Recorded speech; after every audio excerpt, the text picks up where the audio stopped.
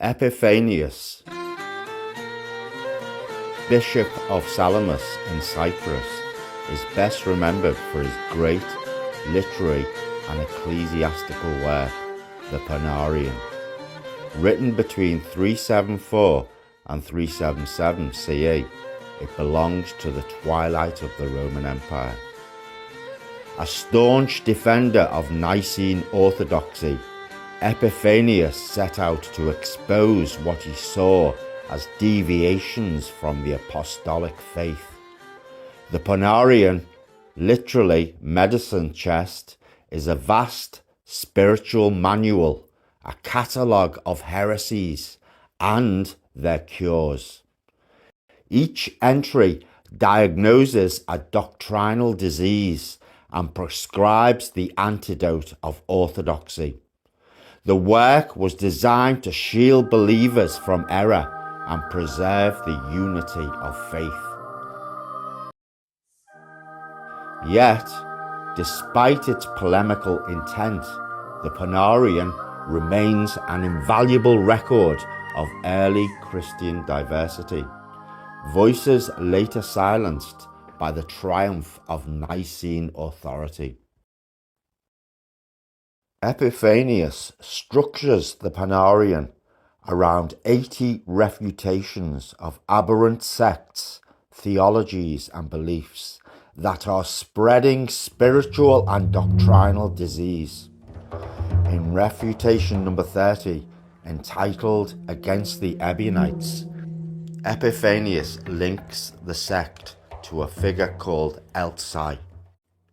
There arose after these a certain man named Eltsai, who also wrote a book and gave some imaginary description of Christ and of the Holy Spirit. He caused many Jews to go astray with him, saying that Christ was born again many times and that he appeared frequently in different bodies. Epiphanius adds, some of them even say that Adam is Christ, the man who was formed first and who comes again in the last days. Epiphanius continues, he, meaning Christ, comes here when he chooses, as he came in Adam and appeared to the patriarchs with Adam's body on. And in the last days, the same Christ who had come to Abraham, Isaac and Jacob came and put on Adam's body and was crucified, rose and ascended.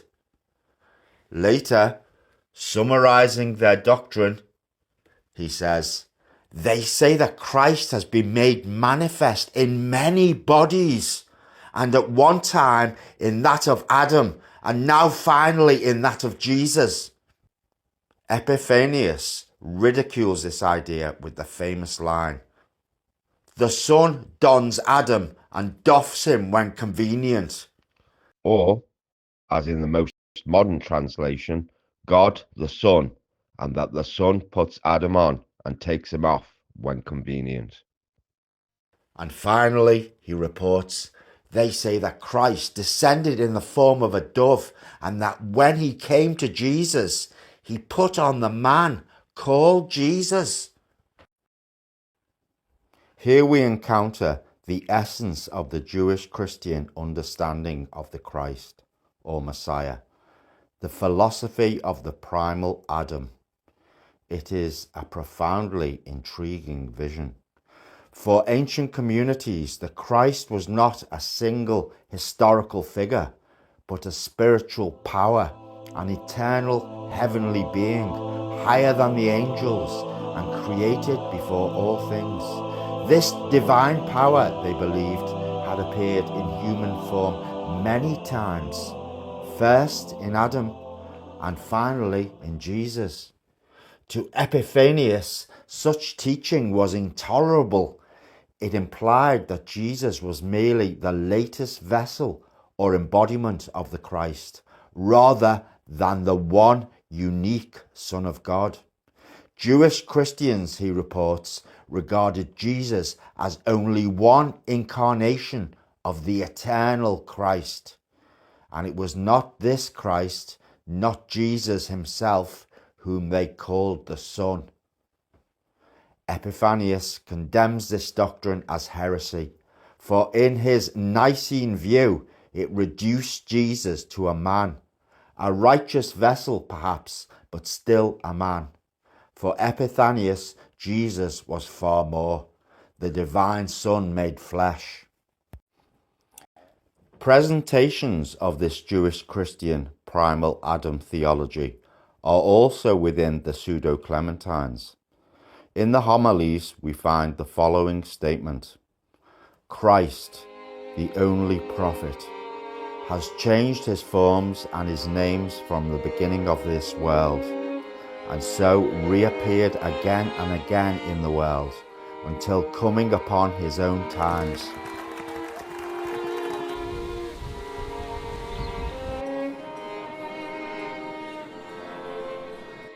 His honour it is to bear rule and lordship over all things in air, earth and waters. But in addition to these, himself having made man, he had breath, the indescribable garment of the soul, that he might be able to be immortal. Here, as with the primal Adam, the Christ is eternal, or at least he has existed since before the beginning of the world, and reappeared again and again in the world. Furthermore, we also have the motif of a spiritual garment or body. While in the recognitions we read the following: He who from the beginning of the world has ever been with men, appearing to each generation, has now, in the end, appeared in the form of a man called Jesus. Again, Christ is the eternal one who has ever been with men, manifesting continually through history. These descriptions closely parallel Epiphanius's report, the same Christ reappearing in different bodies and ultimately in the person of Jesus of Nazareth. Although there is a difference, whereas Epiphanius frames this in terms of Adam's body, the Pseudo-Clementines express it as the true prophet changing forms. But the underlying idea of recurring embodiment is the same. Epiphanius's claim that the primal Adam doctrine originated with such an obscure and little-known figure called Elksai and was limited to 4 sects is challenged by clear traces of this theology within the New Testament itself. This is nowhere more apparent than in Paul's first letter to the Corinthians, where he writes, "The first man, Adam, was made a living soul. The last Adam was made a quickening spirit." Here, Paul claims that there were at least 2 distinct versions of Adam. Firstly, an earthly Adam of flesh and blood who lived in history and died, and an ethereal Adam that was a quickening or a life-giving spirit. This second Adam is clearly one and the same as the primal Adam known to Jewish Christianity. There is also undoubtedly a distinct trace of Jewish Christian Christology in the description of Jesus as the Son of Man, which appears more than 80 times in the New Testament. In the Gospels, it is invariably Jesus who uses this term to refer to himself, such as in Mark, when he prophesies his own death and resurrection to his apostles.